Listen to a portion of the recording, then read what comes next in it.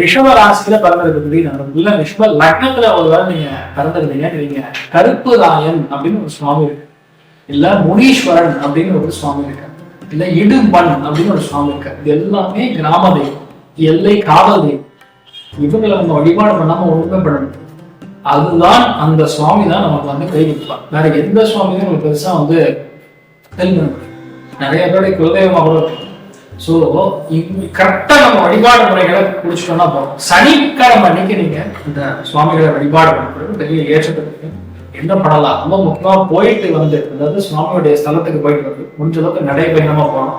ஏதாவது ரிஷபத்துக்கு கண்டிப்பா நடைபயணம், அந்த இடத்துக்கு அந்த ஊருக்கு போயிட்டு நடைபயணமா போயிட்டு எள்ளு ஒரு கைப்படி எடுத்து தலை சுத்தி வெளியே போட்டுட்டீங்கன்னா உங்களுக்கு இருக்கக்கூடிய பிரச்சனை, திருஷ்டி, என்ன விதமான ஒரு நெகட்டிவிட்டி எதுவா இருந்தாலும் சரி கண்டிப்பா நிகழ்த்தி.